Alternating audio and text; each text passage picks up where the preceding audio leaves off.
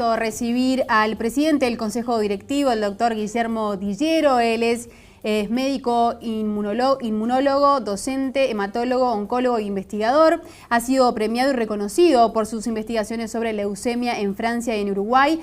Además fue nombrado doctor honoris causa por la Universidad de la República. Durante décadas ha trabajado para lograr la instalación del Instituto Pasteur en el Uruguay, lo que finalmente se logró en el año 2006. Fue director ejecutivo del instituto hasta el año 2011. Hoy su cargo lo ocupa Luis Barbeito. Vamos a hacer un poco de historia al recibirlo. Bueno, ¿cómo arrancó esta idea del Instituto Pasteur? ¿Por qué se me ocurrió esta idea del instituto? Porque yo veía una cosa que me impresionó mucho. Llegaban al instituto y a mi laboratorio, yo dirigí durante 25 años una unidad del Instituto Pasteur, y llegaban investigadores jóvenes de América y muchos de Uruguay por razones de vinculación.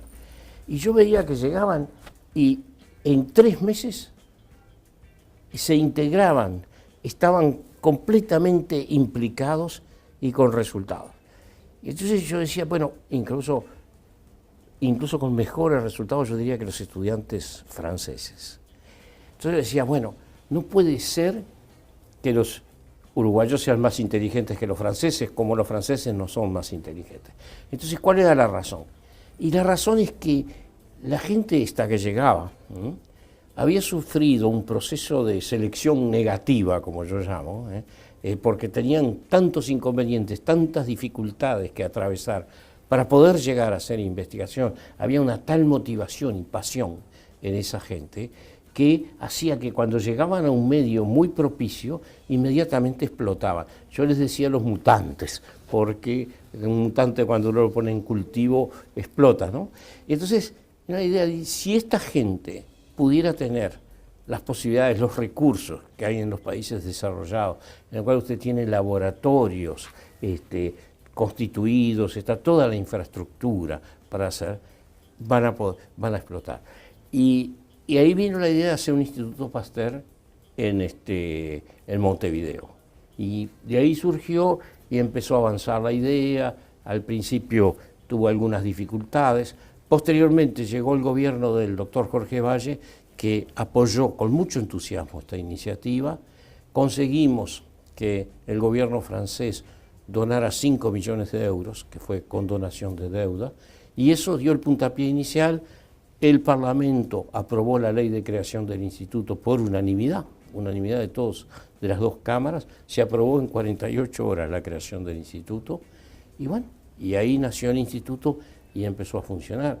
Y hoy hay 190 personas trabajando en el instituto. Me gustaría que nos cuente un poquito más los vaivenes y todos los pormenores, ¿no? Me imagino de ese instituto francés, instalarlo en Montevideo, con todo lo que eso requiere. Me imagino como ese encare a la hora bueno, en su momento estaba el presidente Jorge Valle, pero de entender de que el estudio científico era importante para nuestro país. ¿Cómo se da eso? Y bueno, pero esa es una batalla que estamos dando desde hace 30 años. En el año 1982, con 2 colegas, José Arocena, que es sociólogo, y Alberto González, que era informático, nosotros estábamos viviendo en Francia en ese momento y veíamos lo que estaba pasando con la sociedad del conocimiento, esa revolución que se estaba produciendo en los países industrializados, y veíamos con mucha angustia, nuestro país estaba en las tinieblas del periodo militar y que no había ninguna preocupación. Entonces escribimos un pequeño libro que publicó Banda Oriental, que se llamaba Uruguay año 2000, el desafío de la revolución científico-tecnológica. Y entonces ahí vino la idea de constituir, de empezar a trabajar para constituir ciencia, para que el Uruguay tuviera las bases para progresar en ciencia y tecnología. Y la verdad, después pudimos participar, tuvimos la suerte de participar en la creación del PDCIBA, que es el Programa de Desarrollo de las Ciencias Básicas. Ese programa, el PDCIBA, nosotros participamos en la creación de la rama biología, junto con el doctor Caldeiro García, el doctor García, los 2 lamentablemente han fallecido, son bastante mayores que yo, y con el doctor Escasoquio. Y ahí seleccionamos las personas que podían ser directores de laboratorios, dirigir programas de investigación.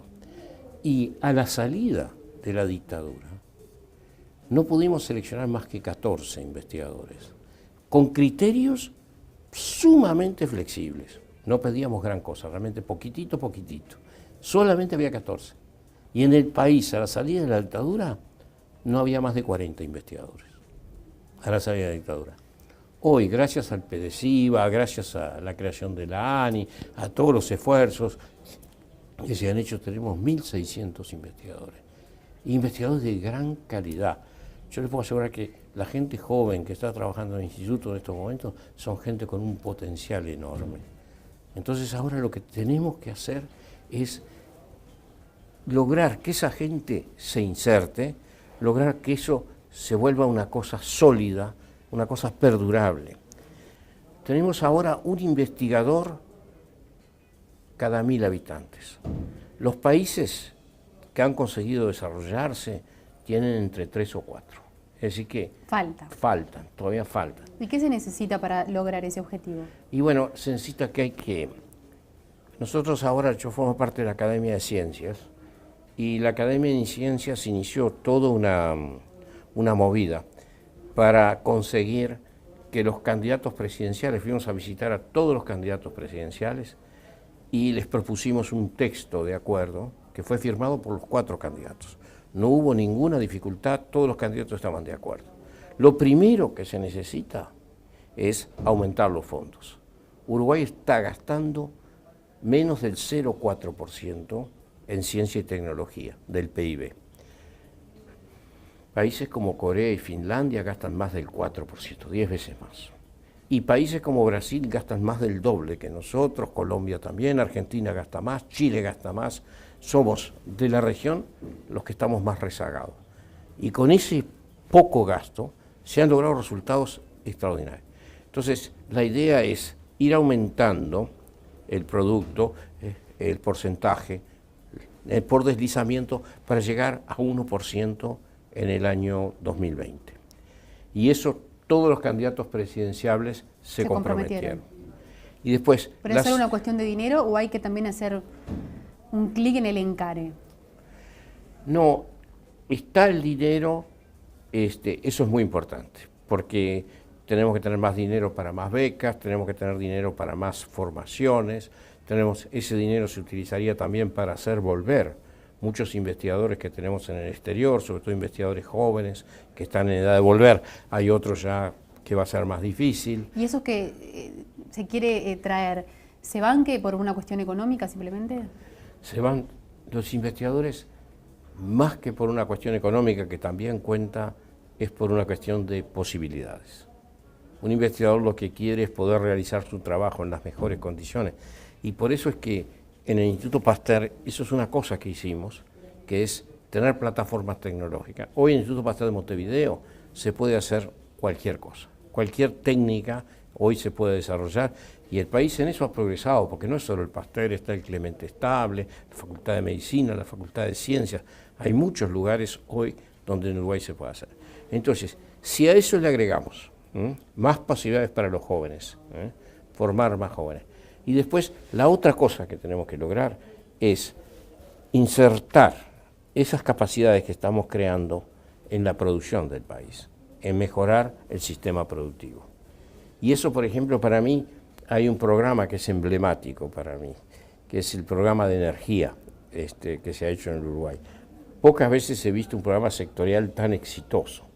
La persona que lo dirige, el ingeniero Ramón Méndez, ni siquiera sé si es ingeniero, cuando yo lo conocí en París, cuando él hizo su doctorado, él es físico teórico, era físico teórico en esa época.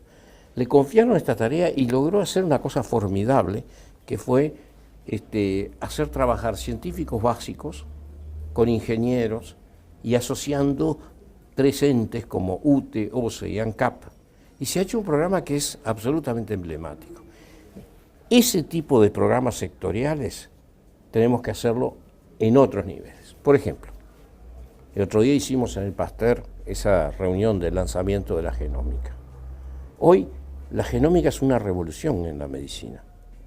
Va a revolucionar completamente, Usted fíjese, el primer genoma humano que se hizo en el año 2002, entre 2002 y 2005. Costó $3.000 millones y llevó 3 años hacerlo. Hoy, con la tecnología, salió un sistema de secuenciación ultra rápido del ADN. Hoy se puede hacer un genoma humano en 3 semanas y por $1.000. Entonces, ¿qué pasa? En un futuro, muy probablemente, el genoma va a ser un examen corriente que se va a hacer a todo individuo. Y a través del genoma, ¿qué se puede saber? Y se puede saber qué propensión tiene usted a desarrollar ciertas enfermedades. Ojo, propensión no quiere decir que usted la vaya, quiere decir que usted tiene más chances que yo. Estar atentos a... Ahí está. En algunos casos, como es el caso tan conocido del cáncer de mama de Angelina Jolie, la posibilidad de desarrollo es muy alta de cáncer de mama, y por eso ella, usted sabe que se hizo la bimastectomía. ¿Sabe? Pero en otros casos también hay una alta capacidad de predicción. Y hay otras enfermedades en que la predicción es menor. Pero entonces, un médico que enfrenta eso, que va a tener ese dato de la persona, puede adaptar y lanzar una medicina totalmente distinta, que es una medicina personalizada, es decir, que va a estar dirigida a usted. En segundo lugar, es una medicina predictiva, y preventiva. Esa Yo llamo la medicina preventiva de tanto se habla, ¿no? De que va hacia ahí todo. Es que eso es lo más económico. En medicina lo más económico es prevenir. Y participativa, porque hoy se acabó aquello de que el médico dice y el paciente no tiene más que obedecer. Hoy los pacientes están informados. Están informados, vienen habiendo leído internet sobre su enfermedad, Wikipedia. Entonces, el médico tiene que hacer participar al paciente. Ahora, usted fíjese ese cambio, ¿no? Yo decía, no quiere decir que haya que hacerlo el otro día, por ejemplo, si quisiéramos, podríamos hacer el genoma de todos los niños que nacen en Uruguay. Son 40.000. Y podríamos tener, bueno, hay que ver, pues todo eso... ¿Cuánto falta para eso, para que sea una realidad en nuestro país? Eso se puede hacer mañana, si usted quiere. Nosotros tenemos las condiciones para hacerlo. El problema es que una cosa de esas tiene que pasar por los comités de ética, porque, ojo, ahí empiezan cosas muy complicadas. Esa información, por ejemplo, ahora en el Pasteur, nosotros, el doctor Naya lo dijo el otro día, tenemos previsto hacer 50 genomas humanos. Pero, ¿cómo lo vamos a hacer? Van a haber 250 candidatos. Y todo va a ser anónimo. Y nadie va a saber si realmente le tocó o no, porque va a ser en forma, son candidatos, son gente, dadores voluntarios, ¿verdad?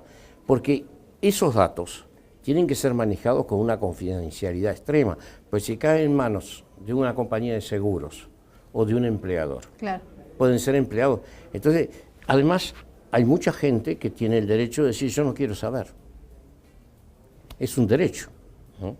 Entonces, todo esto plantea nuevos problemas. Pero usted se da cuenta el cambio que va a introducir esto. Impresionante. Tenemos que ir redondeando, pero una última chiquita que lo quiero hacer. Hablaba de los estudiantes o los profesionales que ya están en el extranjero y que quieren traerlos. Usted estuvo muchísimos años trabajando en Francia. ¿Por qué eligió volver a nuestro país? Y por el Instituto Pasteur.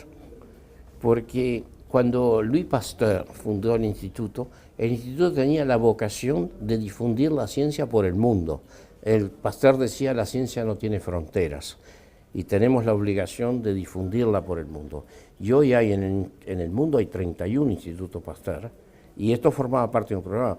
Y además para mí era el sueño, porque es verdad, hay mucha gente que me ha dicho, pero qué sacrificio que has hecho volviendo al país, dejando, no. Para mí fue realizar un sueño que yo tenía, que era de volver y que de alguna manera en un momento se me impidió de poder seguir en el Uruguay por las razones que todo el mundo conoce. Y para mí volver al Uruguay y hacer esto ha sido una de las cosas que realmente me han dado más gusto en la vida. Doctor, muchas gracias por estar esta tarde aquí en El Observador TV. El gusto es mío.